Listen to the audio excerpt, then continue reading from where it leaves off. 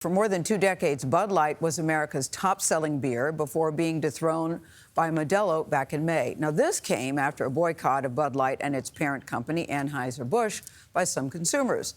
The controversy, I know you've heard all about it, began after trans social media star, that's Dylan Mulvaney, posted a video on Instagram, this was in April, showing the company had sent her personalized Bud Light cans. It was all part of an online promotion. Anheuser-Busch then faced more backlash for its handling of the boycott. Still, the company says it remains the country's #1 brewer, with brands like Budweiser and many craft breweries under its umbrella. Anheuser-Busch U.S. CEO, that's Brendan Whitworth, we're happy to say, joins us at the table live and in color for an exclusive interview. Number one, we're glad to have you here. Yeah, Many people in your position, Mr. Whitworth, would be running for the hills at this point, because since April, you all have faced a lot of incoming.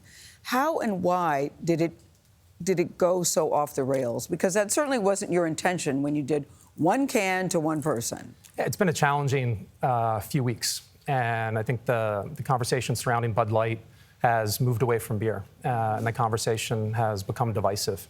And Bud Light really doesn't belong there. Bud Light should be all about bringing people together.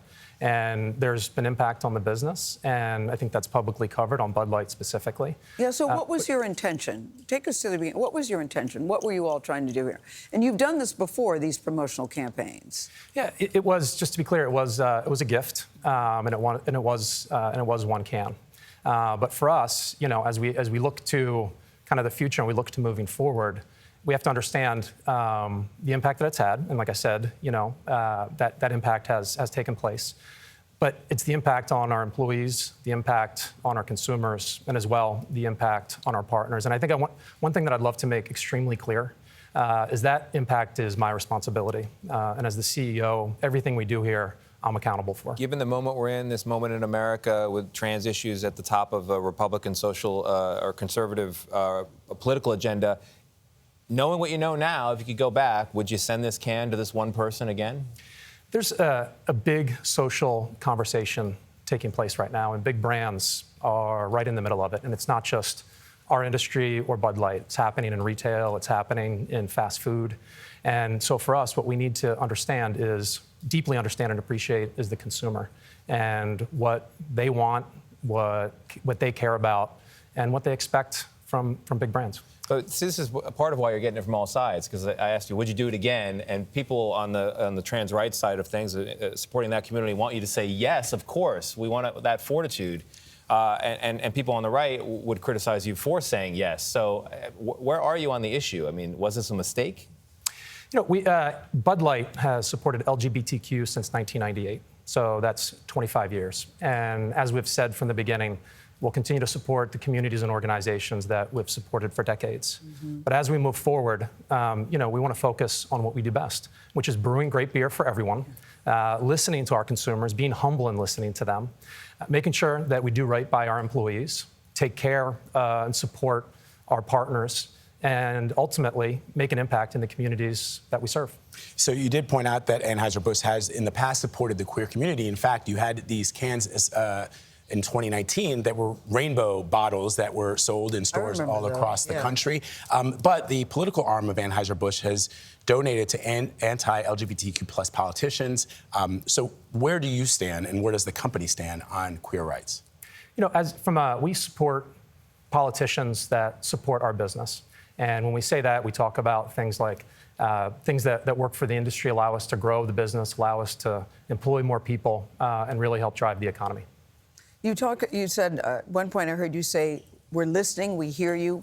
What did you hear, and how has it affected your employees? I'm curious about how they're feeling and how they're dealing with all of this. Our employees, we have 65,000. If you look at the 18,000 Anheuser-Busch employees and you look at the 47,000 Anheuser-Busch wholesaler employees, and they're full of pride and they're full of commitment. And so it's really a privilege, and it's humbling to have the opportunity to lead the organization. When you say listening, you know, I've been out to many of the impacted markets. My team has been out to many of the impacted markets. And over the last month, we've talked to over 100,000 consumers. And their feedback is very clear. What is it? The feedback is to reinforce what Bud Light has always meant to them, which is good times, goodwill, and easy enjoyment. And we have that all packed inside of our summer campaign that we launched last week. We're in the middle of the NFL. I know Nate's not here, but we're in the middle of our NFL campaign that'll be out in a few weeks. It's right there. And I think the fact remains that millions and millions of consumers enjoy Bud Light each and every day. But and they're they do still mad, though, Brendan, because the sales have dropped. How are you handling that? I mean, as CEO, I want to know what this has been like for you when you've had so much vitriol on all sides. Your sales are dropping.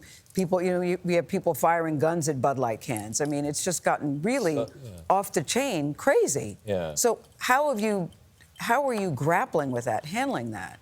I think it's the impact, honestly, on the employees that weighs most on me.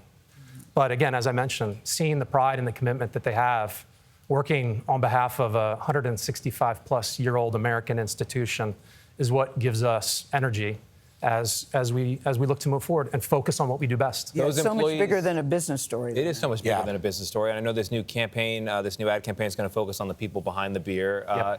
They've faced, confrontations just for driving a Bud Light truck. If you're a distributor, you face confrontations for selling the beer.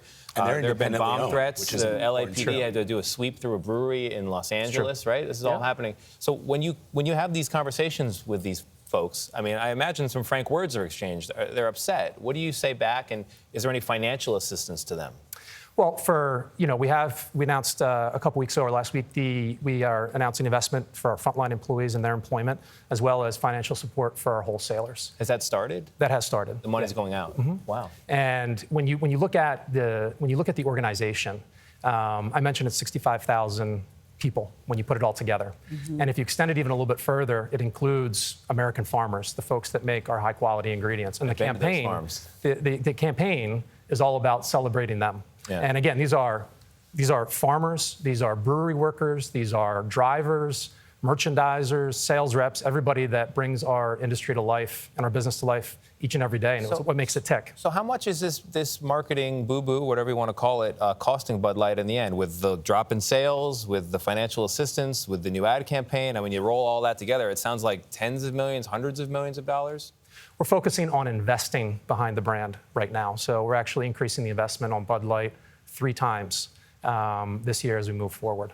I know you say you're moving forward, and I think that's the right attitude. I get it. But what was the most difficult part for you navigating? You've been CEO for the past 2 years. 2 years. Yeah. What has this been like for you? It's been what's weighed on me the most has been, as I mentioned, your employees. The employees. A little more gray in the beard. But you are. A little more. Yes, but I think it's been coming for a couple years already, even before this. Brendan, we should point out that you're a former United States Marine, and you were also at the Central Intelligence Agency, the CIA. Correct. So you know a little bit about stress, just a tiny bit. Just a little bit. How did you go from the CIA to Anheuser-Busch? I thought the highest calling that anybody can have is serving the country. But for personal reasons, made the decision after 8 years in service of the country to move into business. I worked for PepsiCo for a number of years, and I came here 10 years ago, and I've been in this position for 2 years. You still like this job? I love this job, and I love the company. And it really is, as I mentioned, an American institution. And it's really, to me, 1 degree of separation away from the United States, the American flag. And so even though I'm not serving the country anymore, I still feel like I have an opportunity to support the country. And that's exactly what Anheuser-Busch gives us the opportunity to do. And you're feeling you'll get through this? Absolutely. People still like beer. They like it a lot. Yeah. People love beer, and I think we're on the doorsteps of People love Bud Light. We're on the doorsteps of July 4th weekend. Yeah. Which That's right. is an absolutely fantastic weekend for beer, where we see it right. take its place into moments that matter to all of our consumers. All right, Brendan. Thank you very much. Thank you very much for having me. We really appreciate it.